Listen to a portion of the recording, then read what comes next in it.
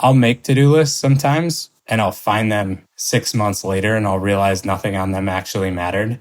But it's really important to not think you have to like check off everything on a to-do list. The important stuff will rise back up to the top. Hey, how's it going? I'm Shwang Esther Shan, and you're listening to Shopify Masters, your companion for starting and building a business. Do you keep lists of potential business ideas in your phone? Maybe check in every now and then to see which ones might be worth pursuing? Well, you're not alone. Zachary Quinn is my guest today. He's here to walk us through his tested strategy for turning those ideas into successful brands by paying close attention to your own personal needs and intentionally designing products you can compete in any industry. That's how he launched his newest company, Oceanfoam, creating foam rollers from algae and recycled materials. Zachary, welcome to the show. Thank you for having me. I'm excited to talk today. Very, very excited to have you. So Oceanfoam, like your first company, Love Your Melon, were both from that potential business list. They were an idea that you had for a while. What sort of exercises did you do to determine which ideas are worth pursuing? I like to whiteboard a lot, and so I start by creating long lists of ideas that I'd like to work on, and it just kind of dwindles down to the ones that I really keep coming back to. And it could either be whiteboarding or it could be a notes list on your phone. But keeping a list and just a tally going of all the ideas that you've come up with is really nice to keep track and to keep going back to. And you start to notice the ones that rise to the top and that you keep coming back to the most. And that's what I decided to work on, and that's what we go after.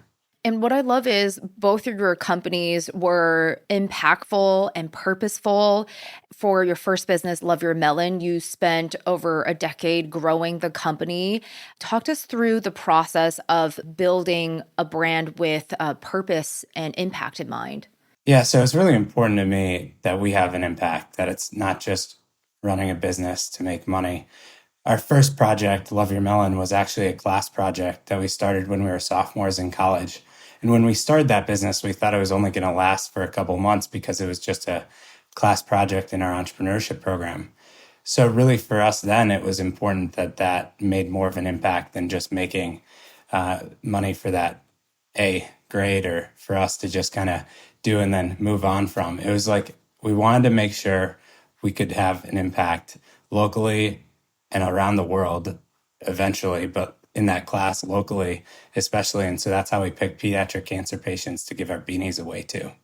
It's incredible because you were building Love Your Melon for over 10 years and then you exited the project. Talk to us about that transition. What was that like? Yeah, we ran Love Your Melon for 10 years, oddly, with all of our college friends and a bunch of other people that we met, great people. And it was really an incredible process. We had over 40,000 college ambassadors at one time that were all delivering beanies themselves, and the impact was really worldwide. So it was an incredible project to work on. We were able to give almost $10 million away to pediatric cancer research, as well as over 250,000 beanies to kids battling cancer across the world. But transitioning from it, I mean, it was kind of like we were all reaching our 30s, and it was ready. It was time for us to kind of pass the torch of that along, and a lot of people wanted to move on to other projects and really wanted to see that business grow and hand that over to somebody that could really build that business up and enter into new wholesale markets and such. So there were a lot of things that went into that decision, and it was a difficult but amazing process at the same time.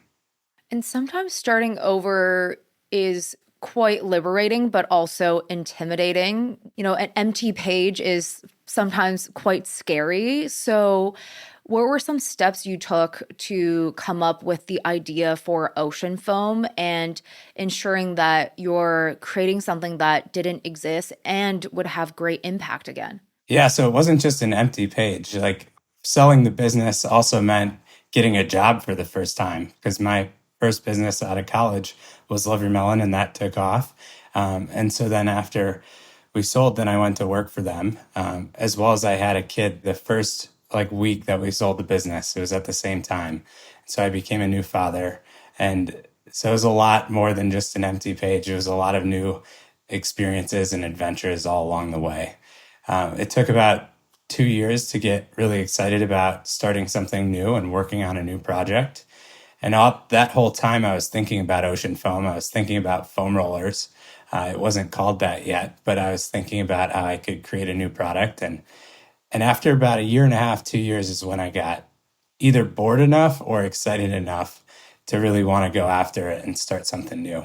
What an incredible chapter of change, being an employee and also a father for the first time. Now, a father of two, I've got two boys, Oh my goodness. and they're a lot of my inspiration now. So, Yeah, I bet. I think becoming a parent, you can see the decisions within our purchases and how it's going to affect the next generation and how you leave the earth.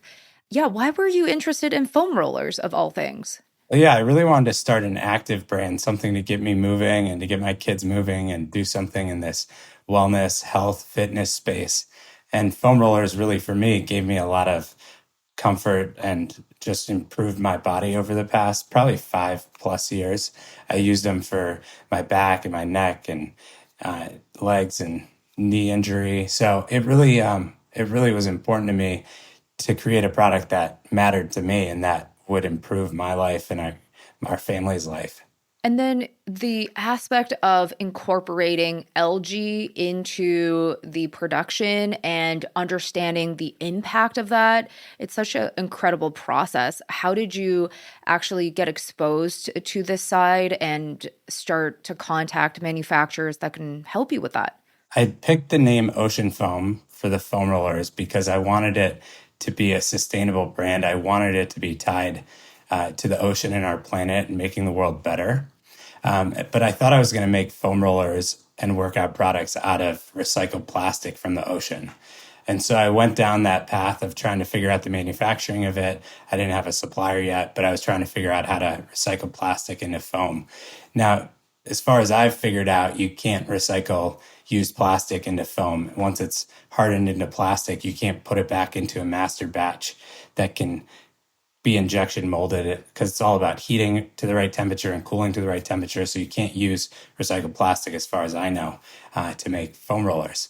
And so I was looking for other ways. How was I going to tell this story? How was I going to tie it in with the mission, the purpose behind this? And my fiance, Brooke, gave me these amazing shoes from Hunter for Easter. Hunter Boot Company made these slides that were made out of algae with this company called Bloom. And so that was last year at this time. That was about a year ago in the spring of 23. Yeah, that's amazing. Hunter's actually also on Shopify. So that's so cool that they've inspired and also redirected you. Well, they're a great company, and they're one of many that use the Bloom product. It's a company based in Mississippi that takes actually freshwater algae as well as saltwater ocean algae and turns it into products. The freshwater algae is what goes into our products. It's taken out of water treatment facilities in the country, as well as harvesting events on lakes and rivers, all that flow down into the ocean eventually. But yeah, the saltwater algae, actually, we can make rubber products out of, which we're working on now. But yeah, our algae product comes from Bloom, and then we take those pellets and we injection mold it into our foam rollers. We were able to get 15% Bloom in our foam rollers, which was the highest that I think they've seen be possible. But our foam rollers are actually quite large. So whereas in a pair of shoes or the soles of the shoe, it's maybe a smaller product, ours can be quite large products. Foam rollers are our workout mats and stuff. So we're using a considerable amount of this algae that takes the place that would otherwise be plastic to make our products. So it makes it more sustainable. And then that sets us on this path that we want to be carbon neutral or carbon positive by the end of this year. So we're going through all the accreditation to figure out all of our impact through production and shipping. And we're going to be offsetting all of that with additional algae cleanup events, as well as other carbon offset programs. Yeah, it's incredible. Not only are you not using plastic, but it's also very important to remove algae from the waterways and talk to us about how impactful that is as well, because I think some listeners might not be familiar with its importance. Algae is constantly overproducing. The harvesting events that I've gone to, it's oftentimes a farm or a nursery that's using a lot of fertilizer nearby a pond or a river, and it's causing all of this algae to grow. And when algae overproduces, it takes over. Other species aren't able to live and breathe in it. That water is no longer habitable for a lot of other fish and animal species as well as plants. So removing that algae is really a natural process. It's like the same thing they do at a water treatment facility, removing these molecules. They add coagulants to cause the algae to rise to the top of the water and they skim it off. And then that algae actually can in turn be used for its own natural fertilizer and other things. Preventing this from going down into our oceans through rivers and streams is what prevents these huge algae blooms. And if you live on the coast, it's all connected together. I mean, there are these dead zones in the Gulf of Mexico. There are these huge like sargassum blooms that happen that wash up on the beaches, big sea algae blooms. And all of this causes fish to die and causes things. I mean, it's gross. Like you want algae out of there. And so being able to use it for something positive is what's really cool. Turn it into a product that we can use. I've been learning all this in the last probably 9 months since I started talking to Bloom. And it's just a really interesting process. Be able to take the algae out and then be able to use it as a product inside of a foam roller, which is an injection molding process. It's quite complicated. But algae works as a protein, so it helps to bind the molecules together. Our manufacturers have even told us that it provides more durability and strength. So for any other shoe companies or foam companies out there, using algae can be a great tool, resource to reduce your amount of plastic, as well as to maybe even improve the quality of your product. And then we didn't want to stop there, so we also incorporated in our foam rollers recycled yoga mats. So we take the scrap materials when they're making yoga mats, all the cutouts, and we put that in the inside core of the foam roller. So that's 80% recycled foam in there as well. And that's what makes it really strong and solid. We have a really firm foam roller that helps you to really dig into your muscles deeply and give yourself a personal massage. So I would imagine trying to convince some traditional manufacturers to work with algae and also recycled materials might have been quite tough in the beginning. What's your advice for approaching producers, approaching manufacturers, and asking them to adopt a new way or use a new material?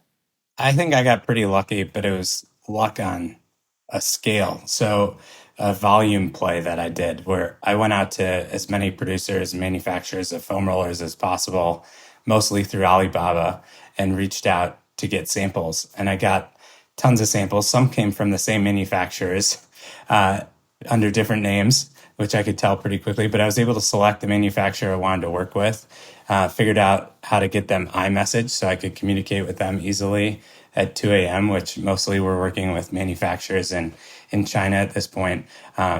We've looked at U.S. and Canadian manufacturers, which was my background with Love Your Melon, was all USA and North America, but moved overseas for this project. It was a lot more affordable with the foam roller being a product that you had to compete inside a certain price point. It was really important that we were able to do so. And so to make it not cost prohibitive and not be able to, or not have to charge too much for the customer, it was important that we went overseas. But I really lucked out in that way that they were able to work with me and really said yes to everything that I had asked them for. And working with Bloom was one of them. Now, Bloom wasn't easy to get a hold of in the first place either. It took me calling and texting over and over, and they'd gone through a lot of changes in their business, and they were really focused on shoe companies. And so I had to convince them to take on this project, but they got pretty excited about it, and now we work really closely together. Yeah, so closely, in fact, that you were able to visit their factories and create content from your visits. So, very cool to see how far you've come from just cold calling and reaching out. It really was cold calling. I remember I was at the Foam Expo in Detroit and I had talked to everybody there and basically figured out that the only company I could work with to get this algae was Bloom. And I hadn't been able to get a hold of them and I was pretty sad. So I kept calling. I got a hold of somebody in their finance department and I just asked for the sales guy's cell phone number finally. And they connected me directly with them and started texting and got on the phone and were able to get that done. Yeah. And who'd have thought that there's a convention for foam? There's a convention for everything, an expo for everything. Yeah, amazing. I mean, I'm sure, like, your experience from Love Your Melon, finding producers and manufacturers, knowing to invest in exhibitions and conventions, because, your network truly helps you expand and actually build partnerships. What is your advice for new founders who needs to go out there and make those connections from scratch? Yeah, you can find them at an expo or a convention, but you might also find the answer there too, which is you need to go online and reach out to people. So I do learn a lot by hearing the word no. And so right when I showed up there and I started talking to these suppliers, and one of them, which was a large shoe company supplier, had helped to develop a pretty significant amount of the market, basically laughed at me and told me no, because there are so many cheap foam rollers on the market already. Why would anybody want to pay more for mine and have it be more sustainable, basically? And so hearing that right off the bat is what inspired me to continue all these conversations, to get really excited about it, because I had heard somebody tell me no, and it reinforced my belief in what I was doing. You discover Bloom, and you also find a great manufacturing partner that can use Bloom and other recycled materials to create foam rollers. What was that process like, getting the first few samples and testing things, iterating? What are some tips you have for going through that process? I had to be ready to work all night, basically, in the first few months of this, because it was all about the communication with our manufacturer, which was overseas. And they started working basically at 8 p.m. all the way till 4 a.m. or 5 a.m. And they surprised me too. Like they'll stay up. Imagine it's quite late into the night as well, communicating with me because it's morning for my time. But yeah, I was up probably communicating at 2 a.m. with them quite often, every night of the week almost, and just really transparent with what I needed and asking them to continue to do so with me, asking for certain contracts to get put into place to protect our what we perceive to be our IP, and the work that we're doing, and putting these relationships together between Bloom, which is a USA supplier, and a Chinese manufacturer, as well as a US based business, which is Oceanfoam. So it was it was really good, actually. Like working with this manufacturer has been surprisingly transparent, surprisingly trusting, on both sides. And so, yeah, it just started to be about what colors were we going to do, what different wave patterns and different products that we were going to create. And that's, I mean, really still what it's all about. It's like, what's the next product? Because we don't just want Ocean Foam to be a foam roller. We want it to be a multitude of different products within the athletic workout fitness space as well as leisure.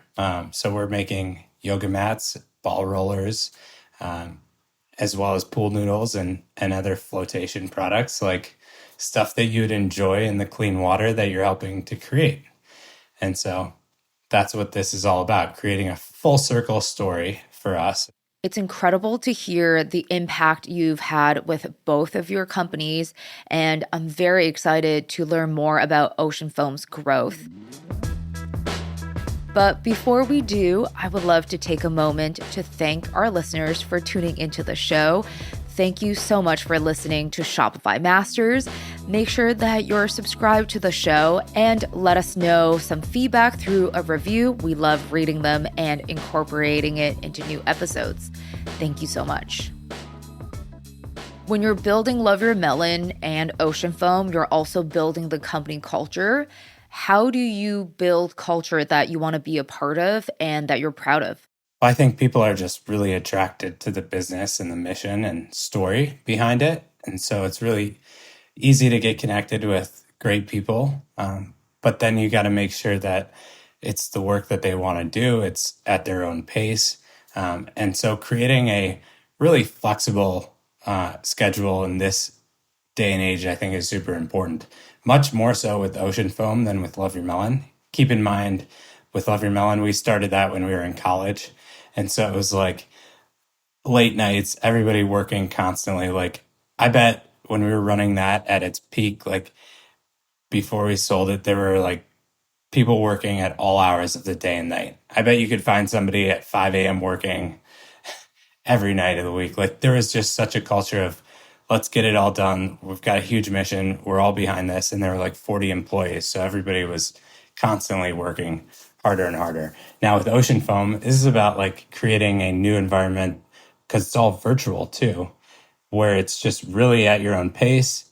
We're super flexible about when you want to work and how much you're getting done. A lot of these are people are freelancers. And so really it's just kind of like, I think it's important too, with how quickly we're growing, but how small we still are, to really just have the patience to wait for the next big thing. And you could get a lot of busy work done in between. And sometimes it's important to do that. But really, it's about just waiting for that next thing to click and work and being ready for it. You only launched Oceanfoam in December 2023, and you've grown so much and expanded into new product categories. How do you come up with new product ideas? Yeah, we've now sold over 4,000 foam rollers, which is really exciting. All of those people are now using that product in their home, in the gyms, at different facilities, and showing it to other people and telling the story. So the snowball effect is about to really kick in. But as far as figuring out like other products to make, like we're really listening to our audience. And so they want yoga mats, they want foam mats for them to be able to roll on. We like our firm foam roller, but we're also going to be making softer foam rollers for people in the future. Athletes have responded really positively to the firmness of our foam roller, its durability. But yeah, listening to our community, what they want next. And everybody likes to talk about how our foam rollers float. So the natural jump then is to making something intended for that, like a pool noodle or a floating mat, or even like our floating lounge chairs that we're going to start making. We started making these chairs for events, and people love to come sit in them. And we thought it was just a great way to get people over to check out the foam rollers. But now everybody wants to buy a lounge chair, so we're going to make those, putting them into production now. So Such a natural progression and allowing the raw material and also the community kind of lead you into the next direction. Very cool. And then on the other side of the growth, you have been featured in a lot of publications. There's partnerships with different creators and also lots of great PR coverage. What has been some of your favorite marketing strategies that you were able to reach new customers? now I don't know if my ads team would support me in this, but I actually really like boosted post.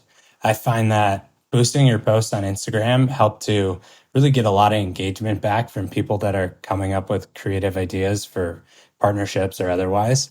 And you get more likes on your page, and then more businesses pay attention to you and find opportunities for collaboration through that. So I think, I mean, certainly there have been a lot of things that have helped, but really we're getting it all through Instagram, where people are coming and checking out our page, seeing our content, and they're reaching out. A lot of people just want to try out a foam roller, so we're giving them out to athletes. We're still doing product seeding, and so athletes are able to get a foam roller to try out, and then hopefully they'll post about it or tell people about it if they like it. And in most cases, that's working. Have that butterfly effect. Yeah, exactly. And so creating these like events too is awesome. But yeah, just having people reach out has been really important, and saying yes, because you never know what the next thing to come could be. Because in a way, Ocean Foam's products can be used by anybody who happens to be active. You can definitely like fit that need into your life. So I think sometimes it becomes a double-edged sword, right? You can appeal to so many people, but then how do you hone in and think about your target audience or think about profiles that are potential customers? Yeah, like what's your approach to that to make sure that you do have some ideas of the target audience and also develop ads or marketing or content to fit people that you want to reach? Yeah, I would say the community that foam rolls is extremely diverse, but it starts mostly with athletes. kind of like how cold plunges came from athletes, and that being kind of like the pinnacle thing to do in recovery. But foam rollers have been around for forever. I mean, people probably at one point used rocks to roll their back around on and just kind of dig into different muscles and stuff. Like, I mean, it's just common sense. Like if something hurts you, like use your hands and you can kind of do a pretty good job, but there's certain parts you can't get to with your hands uh, or rock. So I think a foam roller is the natural progression to make something that really is a smooth roll, which is super important to us, but also that could still dig in and provide tension on your muscles. Because the product can essentially appeal to everybody, how do you then focus and find your target audience? Not making it too niche. I mean, we're going out to do events, whether it's a sport fishing event or a yoga class or a pickleball tournament. I mean, those are just some of the recent ones that we've done. And so we've made sure to not put ourselves in one hole. Like we could have been just a yoga brand, but there's so many other people that foam roll. Like after you're fishing, you're reeling in all day. You got to roll out these muscles on your arms.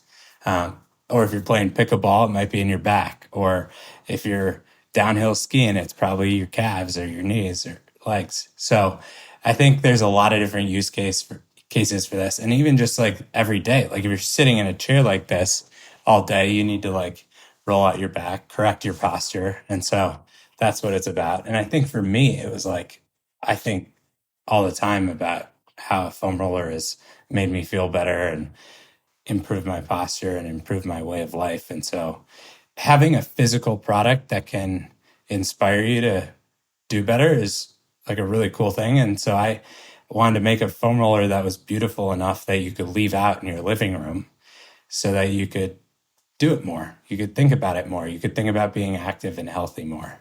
Anything easily accessible makes you have less of a hesitation to actually do that action. And it's so important. Well, it's no joke with foam rollers. I mean, like, I don't mean to put any of the other companies down that are making them, but I know my fiance and I would just put away the foam roller after we used it every time. And I've talked to many people about this where that foam roller gets used and it goes back in the closet afterwards.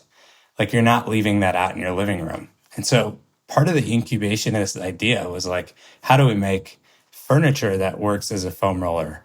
Or how do we just make a foam roller more beautiful? And so I think we're accomplishing that in these like really beautiful, like simple wave pattern marbled designs. But also, can we make like an ottoman or make a chair out of a foam roller or something else that you can roll on? And so the natural progression of that, I think, will be really cool to see what comes out of that. I think we just got like a peek into your mind, and it's so cool to see how you think and how you envision how products can be created. And I think that's very unique, especially within this space. And I also wanted to ask about building that community, right? Like you said, if you're fishing, if you're at a desk, you can always use a foam roller. So, how do you bring everybody who is so diverse together and build a community online? Well, that's what we're going to figure out. I mean, certainly there's going to be an ambassador program where we're going to do all these algae cleanup events around the country that people can come out to. Ambassadors can help to support the cleanup, whether we're doing beach cleanups or algae cleanups and such. And I don't think you don't need to just be an athlete to do that, or you don't need to be a sports fisherman or a yoga instructor to make an impact. And so tying them all into a community where they're helping to clean our planet is an obvious way to get everybody together.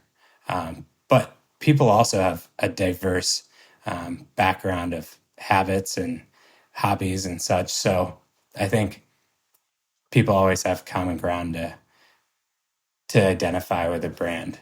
I think you find it a lot more now than ever. I mean, how many different types of people wear Lululemon, for example? Like, that's not just a yoga community anymore. So I want to make sure that Oceanfoam right off the bat is like providing foam products made out of algae for a wide variety of different use cases and communities. Yeah, very, very exciting to see how people are coming together around ocean foam. Yeah, it's really fun. Yeah. Just seeing the support that's come naturally has been really cool. And the reason we're on this podcast right now is because of GoGo. She set us up, and she was doing a yoga class out in California, and then we sent her some foam rollers, and then this tied us all back in with Shopify again, and being able to have such a great platform to work on is why these businesses are able to run. I think Shopify has provided this incredible platform for entrepreneurs and product designers who want to be entrepreneurs to create their own business and to create their own schedule. And I'm incredibly thankful for it. Yeah.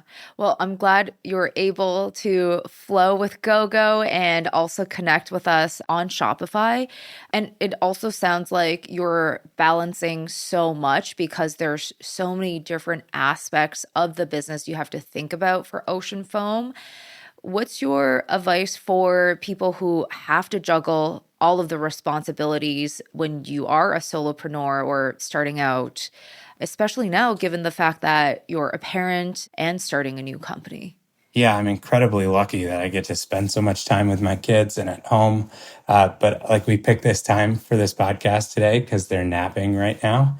And so you got to, as a parent and entrepreneur that's working at home, especially, you have to be able to work around things. And so I appreciate everybody that I work with, their flexibility and working with me as a parent, as an entrepreneur, and being flexible. But certainly, I think it's important to appreciate those around us that are making this possible. And that would be my fiance, Brooke, and my kids too. I mean, they're inspiring to say the least, but they put up with a lot. And it's high stress. I mean, if I give any advice, though, specifically, I think for other entrepreneurs, and I'm not sure if everybody utilizes these techniques, maybe it's obvious, but it's like keep your inbox clear. Like, I notice my stress level goes up so much higher when my email is full. And I think like there's always going to be all these projects going on. And you're going to tackle them as they come in anyway. So if you just have this methodology where you only deal with stuff as it comes in, you don't have this kind of running list all the time, because that can be really distracting. When I find myself making to-do lists, it can be really distracting for me. Instead, I need to like get all the work done that I can, clear my inbox, and then as it comes back in, like progressively work on it one thing at a time. I'll make to-do lists sometimes, and I'll find them 6 months later and I'll realize nothing on them actually mattered. But it's really important to not think you have to like check off everything on a to-do list. The important stuff will rise back up to the top. And as you like get it in your inbox, you can get done with it and it'll happen. And so that's kind of how I manage to do so much at once. Cause we probably have like 50 to 100 ongoing projects right now. And if those were all sitting in my inbox and I was having to think about them every time I opened my inbox to see them, I'd never get anything done. But if I archive all that stuff and then whoever's got the email has the responsibility to get that part of the project done, then email back. And then it's kind of like playing pickleball. It's like whenever the ball comes to you, you got to hit it back. And so I think that's the best thing I can describe for people is keep it clear inbox. Archive all that stuff. It'll come back when it's important. Have trusted people that you can send things to get it done, and don't think you have to do everything yourself. It's incredible to see the impact you're building with Oceanfoam and cannot wait to see how the business expands even more. Thank you so much for being here, Zachary. Thank you so much for having me. That's Zachary Quinn, the CEO and founder of Oceanfoam. Our show is produced by Gogo Zoger and Megan Coyle. Our engineers are Miku Betlam and Matt Short. Benjamin Gottlieb is our managing producer, and I'm your host, Shuang Esther Shan. Come back every Tuesday and Thursday to catch brand new episodes of Shopify Masters. And if you're still hanging out with us right now, make sure to share this episode with another founder. Thank you so much.